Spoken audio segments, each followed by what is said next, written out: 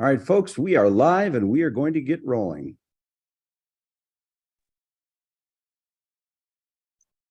Thank you, everyone, for joining us today. We are in a period of division in the nation, increased discrimination, and even hatred against diverse communities. LGBTQ plus people, Hispanics, AANHPI, and women unable to prosper fully. I am thrilled today to be joined by the leaders of 4 of the major diversity groups in the real estate industry.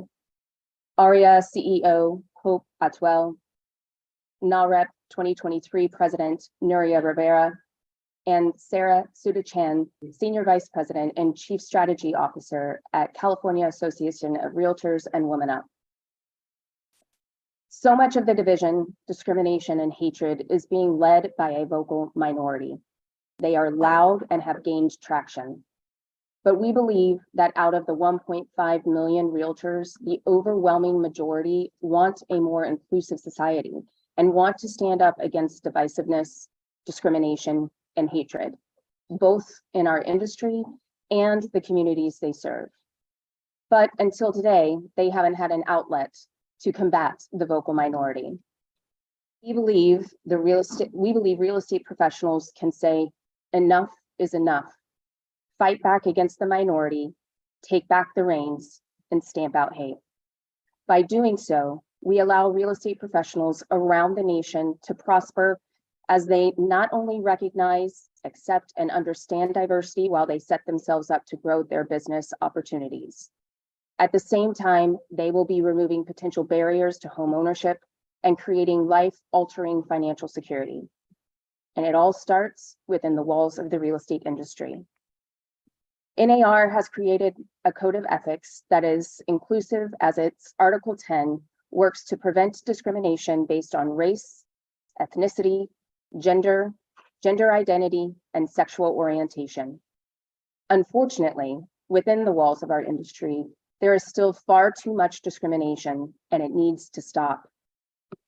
Remember, every day we get closer to our nation consisting of 50% diverse communities. That's just right around the corner. We need to stop discrimination now. Discrimination is very real. You may have recently seen the Redfin survey that was put out that said 10.6% of those who said they would sell and move in the next 12 months will do so because they have faced discrimination in their own neighborhood. We can impact change. I am thrilled to announce today that the LGBTQ+ Real Estate Alliance, the Asian Real Estate Association of America, and the National Association of Hispanic Real Estate Professionals, along with Women Up, have combined membership of nearly 75,000 members. And we have joined together to launch Stop Hate in Real Estate. This is the first time these groups have ever come together in such a combined effort to address discrimination and hatred in the real estate industry and beyond. Each group has been vocal on issues and concerns related to their respective interests, and that will continue. But with this program, the 4 groups are now fully united to work closely together, recognizing that an attack on one group is an attack on us all. Our first joint effort is the debut of stophateinrealestate.org. This website provides real estate professionals a place to come together in force. It also allows our industry to take a stance and lead change. The site allows real estate professionals the opportunity to sign a pledge that reads, I believe we have the power to help change the trajectory of our nation so that we do not have to wake up each morning to headlines of discrimination and hate. I want to advance the right to homeownership for all. I support the positive impact the real estate industry can make in stamping out discrimination and hate. I believe that I can be a positive influence within my sphere of influence and community and do what I can to combat discrimination and hate when I see it. Those who sign the pledge will be brought into our Stop Hate community. We will provide them with marketing collateral, social media graphics, future education and training events, opportunities to fully participate in the movement and how to document and report instances of discrimination and hatred within the real estate industry and beyond. We make today's announcement as the LGBTQ+ Real Estate Alliance starts our third annual Experience the Alliance conference today here in Houston. Texas being at the epicenter of so much of the divisiveness, discrimination, and even hatred against the diverse groups, obviously including the LGBTQ+ community. We have been welcomed with open arms by Mayor Sylvester Turner, his administration, and so many others. We also start out our conference knowing that 91% of Americans believe LGBTQ+ people should have the freedom to live their lives and not be discriminated against, according to GLAAD. But still, we have so many against us today, and the vocal minorities anti-LGBTQ+ movement literally hits home. We have 3 families that will now share their recent experiences. They have all endured a variety of attacks and made the difficult decision to relocate. Our first guest endured discrimination, which drove her family from their home in Texas. Brianna is here to tell her story.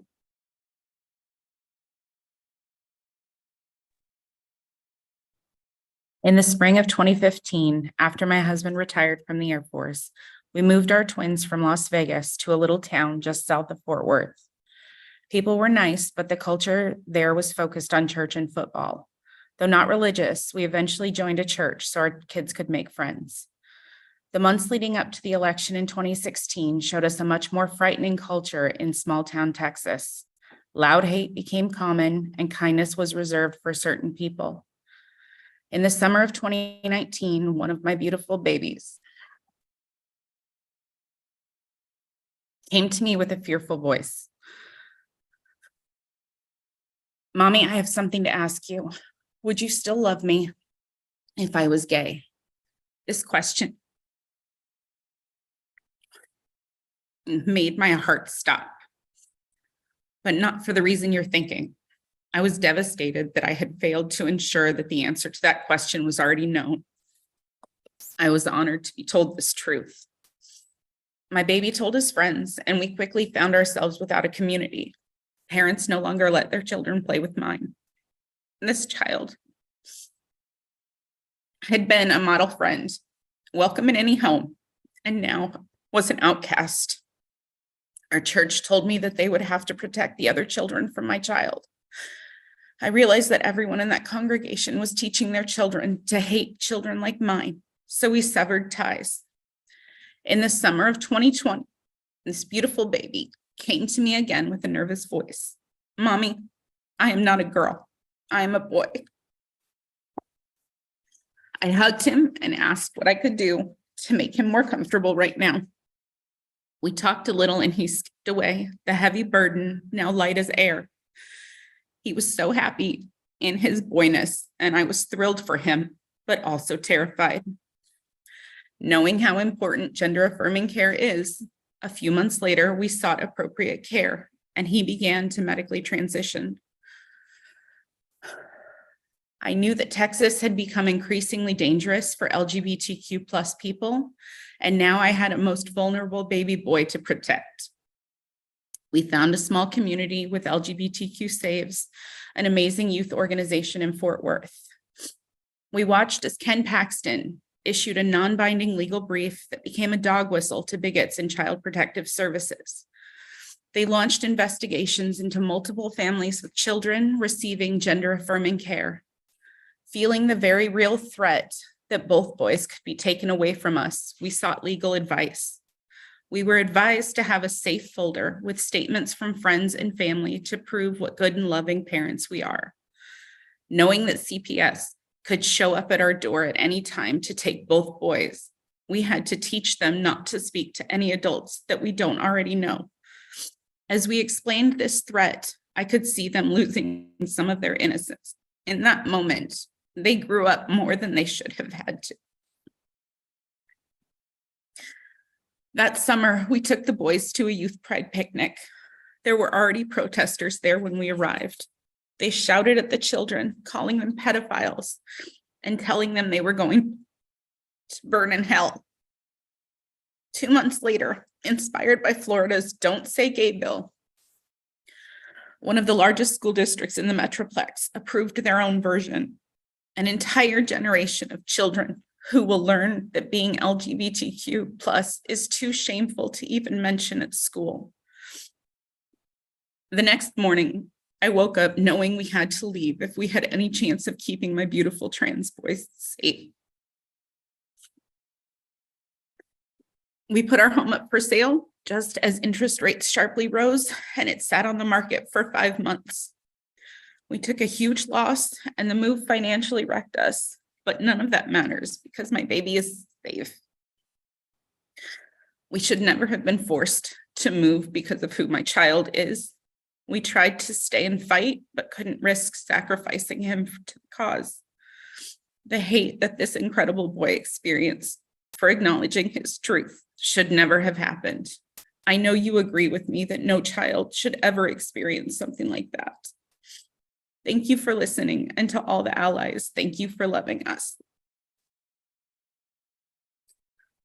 Thank you for sharing that powerful story and being so vulnerable with us, Brianna. Next, we have a family now in the Boston area who made the difficult decision to also leave their home in Austin, Texas. Please meet Jody and Owen, who will share how protecting their teen daughter Willow was the driving motivator for their move. Thank you, Erin. Well, we are thrilled with the opportunity to share our story, and our daughter Willow agrees. Willow's been an activist for a while, fighting for her rights as a transgender teenage girl. We'd been living in Austin, Texas for over 25 years. At a very young age, she was just 5, Willow started questioning her gender identity. She was 7 when she first heard the term gender fluid and was so excited because she found a term that captured what she felt. Her friends embraced her. We were really lucky. She was living a good life. In middle school, as she learned more about herself, Willow came out as trans. We were fully supportive, so was our family, so was our community. A week after coming out, she went to a middle school dance, all decked out in a fabulous dress, light up rainbow wings. She got out of the car and was welcomed like she was Taylor Swift. And as the Texas government began its actions towards the transgender community and parents, our private school leadership protected us and said they would not adhere to any attempt to hurt Willow. But then Attorney General Ken Paxton, Governor Greg Abbott ordered that Family Protective Services investigate families with transgender children for child abuse. It was hard. And this came at a time when our child was happier than she had ever been. So Willow joined a protest up at the state capitol. She was even featured in the New York Times, draped in a pink and light blue trans pride flag. Her friends, our family, our school community fully supported her and us. But as time went on, we were increasingly troubled by the way Texas was moving. So we started to investigate states and cities where we'd be welcomed and be safe, even or maybe especially if the Texas movement went even further and gained federal support. Ultimately, we knew we had to leave our home. Our realtor, Jill Lebernight, who understood everything we were going through and was amazing, explained that financially we would lose money. Prices in our neighborhood had dropped dramatically over the last year, and we'd likely have to stick around for another 2 years or more to make that back. But we couldn't wait. So we decided on Massachusetts in the Boston area, and Willow is doing amazingly well at school. She's thriving, and we're obviously thrilled. But we miss our family, we miss our friends, we miss our community, and we're angry that we were essentially forced to make a poor financial decision, though it was one we knew we had to make. Thank you for letting us tell our story. Thank you, Jody and Owen. Finally, we have a third family that wants to protect their privacy, but they wanted you to hear their story. To protect their privacy, but they wanted you to hear their story. We are two moms with a trans daughter. Unfortunately, we weren't comfortable enough sharing our story on camera, especially in light of the world that we live in. Unfortunately, has not comfortable enough sharing our story on camera, especially in light. She lived her whole life as herself and was in a very unfortunately has not comfortable enough sharing our story on camera, especially in light. She lived her whole life as herself and was in a very unfortunately has not comfortable enough sharing our story on camera, especially in light. She lived her whole life as herself and was in a very unfortunately has not comfortable enough sharing our story on camera, especially in light. She lived her whole life as herself and was in a very unfortunately has not comfortable enough sharing our story on camera, especially in light. She lived her whole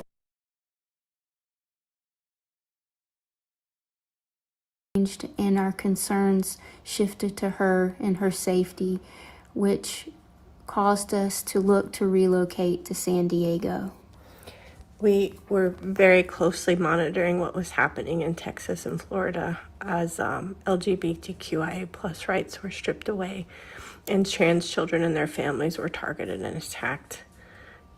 Parents who had followed the advice of the mental health professionals they sought help from who supported their children were being investigated and charged.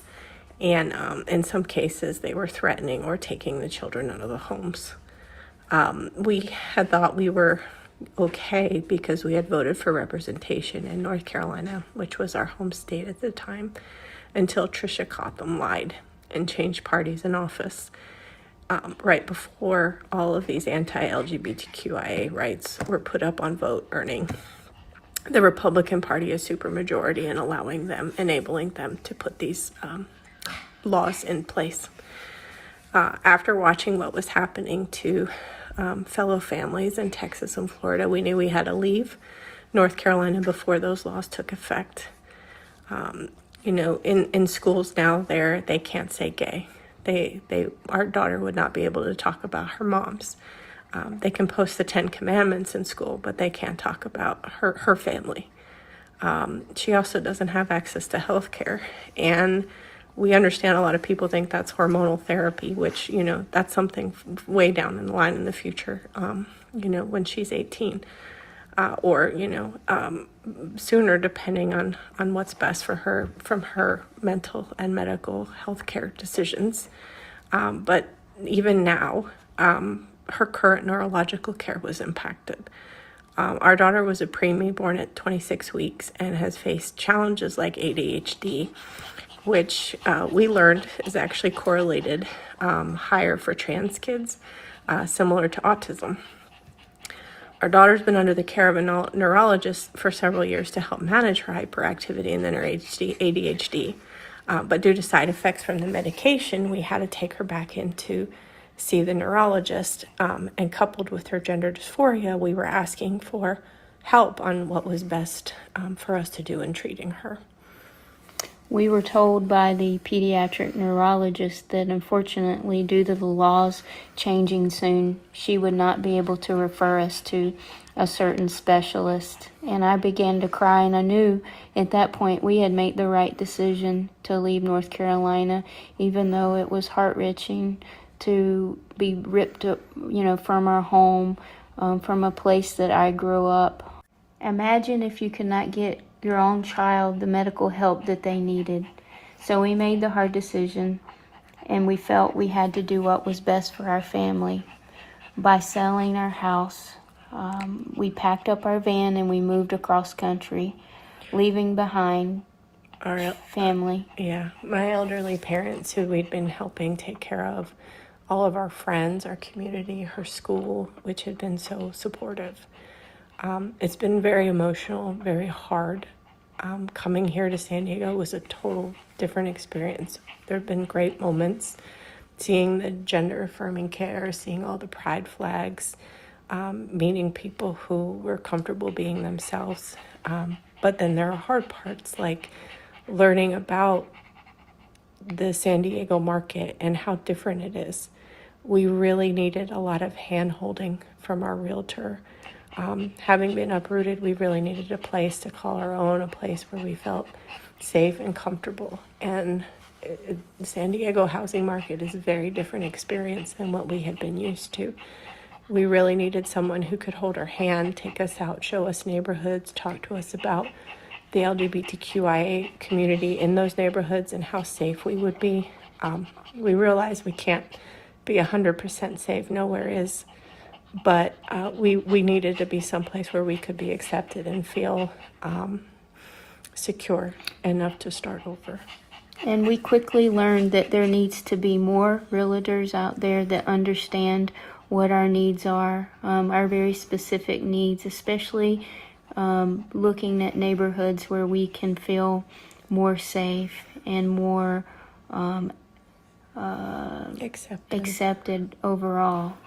It's really important that you all listen and maybe rewind this and think about what ways that you can help families like us, because we were completely lost when we came here.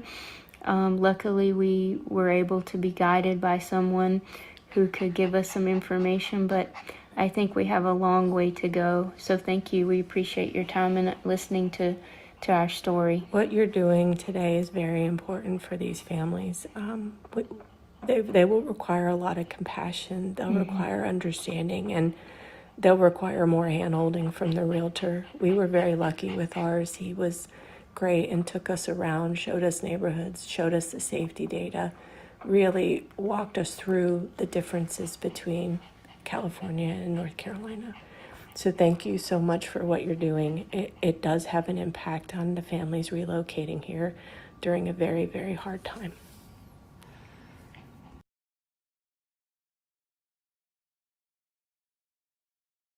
Obviously, the LGBTQ plus community is not the only diverse group under attack. I'm thrilled to now welcome Nuria from NAHREP.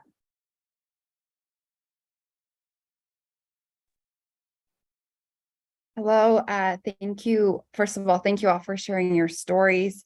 I've always been a big believer that everyone should be able to live life at their true essence and their true selves, and have always been supportive of that.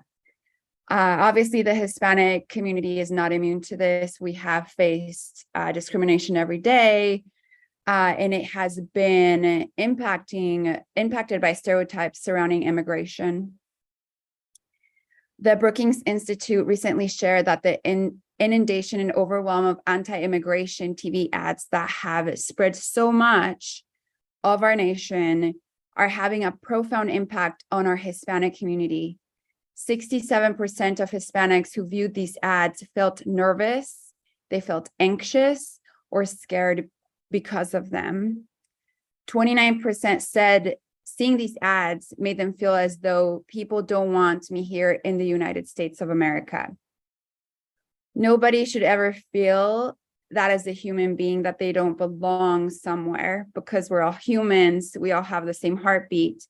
And I truly believe that we all come from the same place. I myself have experienced injustice, discrimination. I am an immigrant myself. I arrived to the United States when I was 11 years old. And unfortunately, those things did come up in a few different ways. We want to see the change in people. We want to see the change for the better of our communities, to where people feel free in being who they are. People feel like they belong. We also see the impact of discrimination in our nation's homeownership levels. How is it possible that the Hispanic homeownership rate is 49%, 25.5% behind non-Hispanic whites? Racism and discrimination are a big reason, as much as people like to pretend that it is not. We will have so much more to share about how important it is for our real estate industry to step up and lead in a diverse way, because different minds and different backgrounds brings so much to the table. That's why diversity is so important. We must give the unheard a voice. We must give the overwhelming majority a voice. Stop Hate in Real Estate does this and so much more. NAREP has grown tremendously since we launched in 1999. Today, we have over 80 chapters nationwide and over 40,000 members. We have accomplished a lot, including our Hispanic Wealth Project, designed to improve the financial stability of our community and our members. Teaching them financial literacy. We really, truly believe in empowering our people and our members so that they can find their confidence. And so when they're out there and they find these unjust comments or discrimination, that they find it within themselves to overcome that or have those confident conversations and strengthening and building their resilience. The Stop Hate in Real Estate campaign is extremely important to us.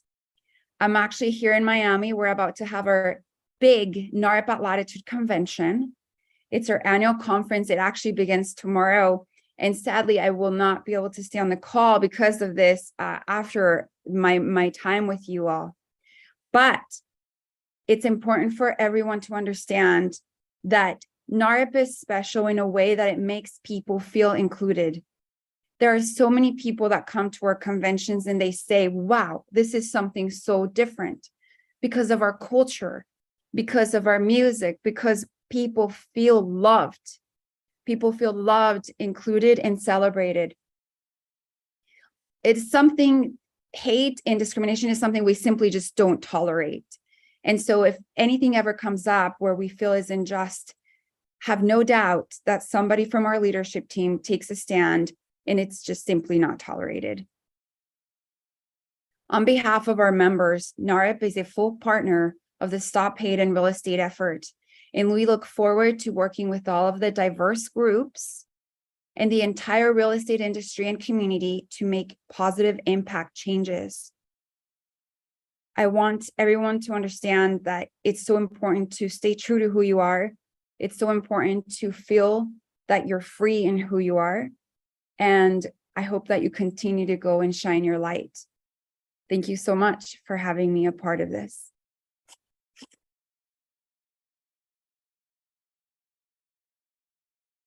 Thank you so much, Nuria.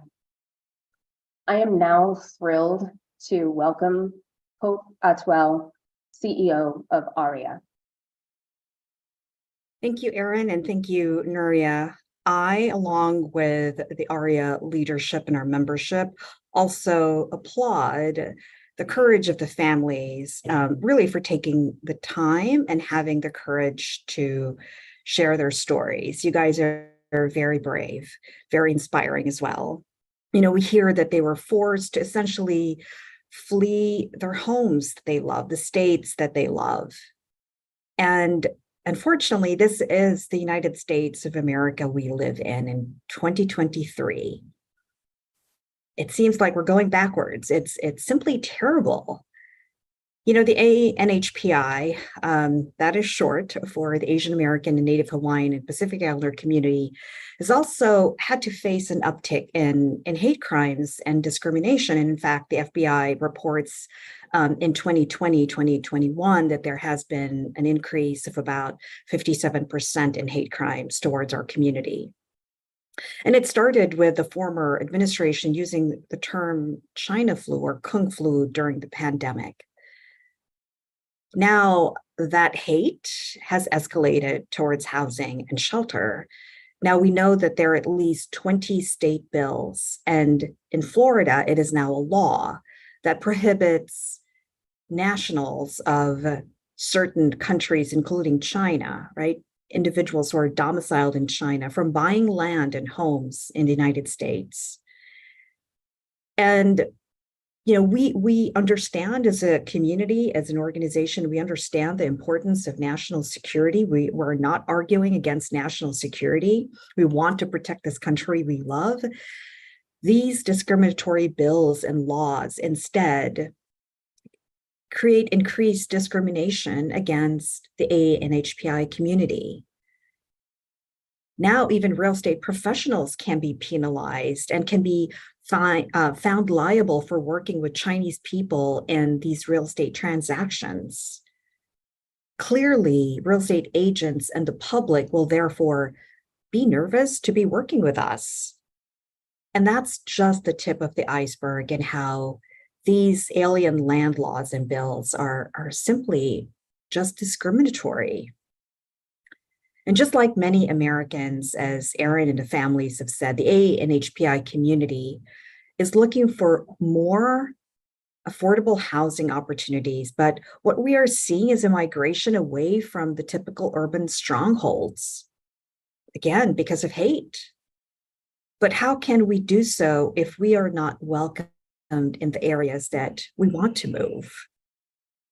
You know, this is ARIA's 20th anniversary since our existence in 2003. And we've done some amazing work and have impacted positive change for the AANHPI community. And we're proud about that.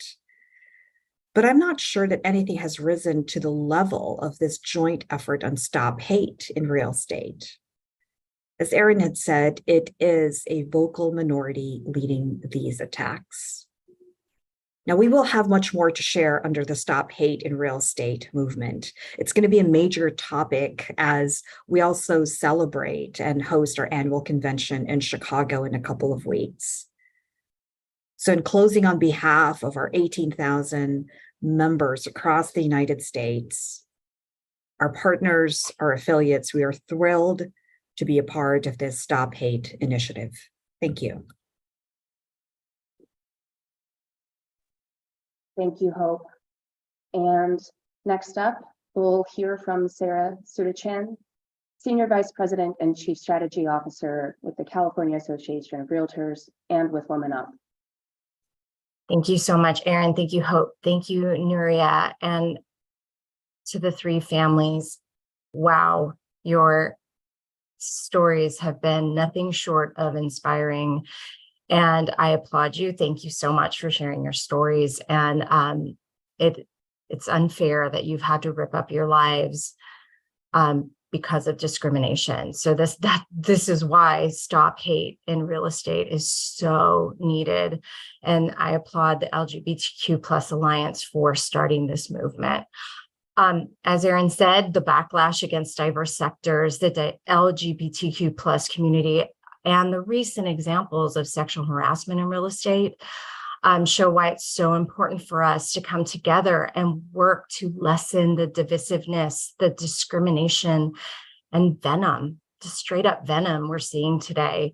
We've seen that type of courage in our industry where women have stepped up and came forward with their stories of sexual harassment. These are not one-offs, it's systemic, and we are committed as an organization at Women Up, at California Association of Realtors, and all of the organizations represented here to break down and root out discrimination and harassment in our industry. There's no place for it. There's no place for sexual harassment. There's no place for harassment. At the California Association of Realtors, our president, Jennifer Brancini, has been a true leader in this. She's spoken out publicly against any type of harassment and misconduct, and we have a no tolerance policy. There is no place for it here. We also need to represent and protect women of diverse communities. Woman Up was launched in 2017, and we are committed to it. We started it as an initiative of the California Association of Realtors to support the journey of women to take the leap in their careers, to go to the very top of their careers. And we keep growing. We are 7 years later, we are strong. We're a national community representing thousands nationwide. And I'm here to say we are also at the California Association of Realtors represent over 200,000 members in California. We're committed to creating homeownership opportunities for underserved communities. Our board of directors last week just approved another $500,000 to a total of a $2 million investment to create our pathway to homeownership closing cost assistance grant for underserved communities, including the LGBTQ plus community, where you can get a closing cost assistance grant of up to $10,000 if you are in those communities. So I'm happy to share more, but we are absolutely committed. And with Woman Up, we know that realtors make up, women make up the majority of realtors, about 62% nationwide. It differs depending on what state you are, but we're anywhere between 60 and 70% strong. Yet we continue, as women, continue to face challenges in our industry. This discrimination needs to stop, and we are proud to put the full power of Woman Up and the California Association of Realtors behind the Stop Hate in Real Estate movement. I just want to say thank you, Erin. Thank you, Ryan, for allowing me the opportunity to come alongside you and help stop hate in real estate. Thank you, Sarah. Today is just the beginning of the Stop Hate in Real Estate effort. As you've heard, the Alliance, ARIA, NAHREP, and Woman Up have agreed to give this initiative incredible weight within their organizations. At the same time, we will work to get the word out and encourage the more than 1.5 million real estate professionals to also sign the pledge. We encourage every real estate professional to visit stophateinrealestate.org. Take the pledge, join our organizations, and make a difference. Remember, each group needs allies. As time goes on, like the Alliance did today, ARIA, NAHREP, and Woman Up will showcase how divisiveness, discrimination, and hatred are impacting their specific communities. And from this day forward, we fully acknowledge that an attack on one group is an attack on all of us. We will call for continued change. We will call on NAR, local, regional, and state associations, real estate brands, and companies to sign the pledge and promote Stop Hate in Real Estate as much as possible. We need your full participation. We will call for ending RPAC support of elected officials and candidates who openly discriminate. We will create educational opportunities for the realtor community to help them understand what discrimination looks like and how it impacts us. At our quarterly leadership summits, where the diverse groups come together, we will address the Stop Hate in Real Estate effort, share examples of discrimination we have seen, and work with NAR, local, regional, and state associations, brands, and companies to impact change. We will encourage members of the diverse groups to work towards industry leadership positions locally, regionally, and at the state and national levels. And of course, we will work to make sure that those in our industry fully understand that our nation was built by the people, for the people, and we are created equal with unalienable rights that include life, liberty, and pursuit of happiness. We understand that, like today, when discrimination and hatred of others become louder and more invasive, we will have to work even harder, and we will. I'm going to go ahead now and open it up for questions from the media.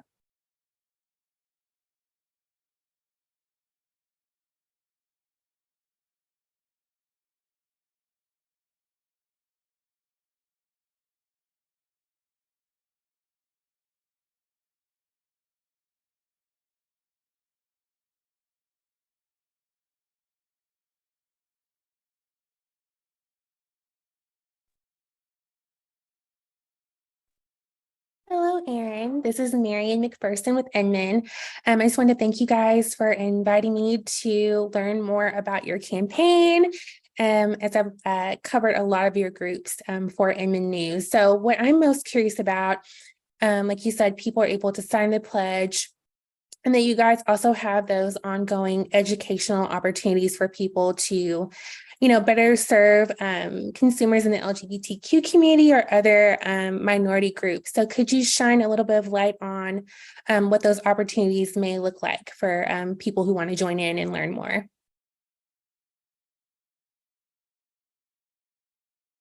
Marion, I'm sorry. This is Ryan Wind. Would you mind repeating the question, please? We're having audio issues on this end. Oh, yeah, sure. I said I was just curious about some of those ongoing educational opportunities that you guys have for people who want to join in the group and learn how to better serve diverse communities in their area. Great question. Thank you for asking. I can tell you that we are having our first online event and educational opportunity on November 2nd. We will go ahead and send out the link for that course to you. So don't worry about that. That is forthcoming, but our first event is going to be on November 2nd. All right. Thank you. Any additional questions from our press pool that is with us? If you do have questions, please off mute and feel free to chime in.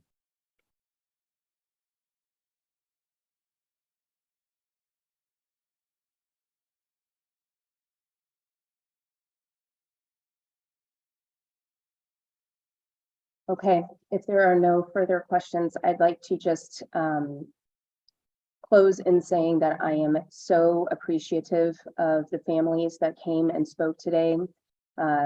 Very courageous. These stories needed to be heard. I am also very appreciative of Sarah and Hope and Nuria joining us today. Thank you, everybody that is watching virtually. Please remember to go to our website, stophateinrealestate.org, sign the pledge, share our message. We will see you soon. Thank you.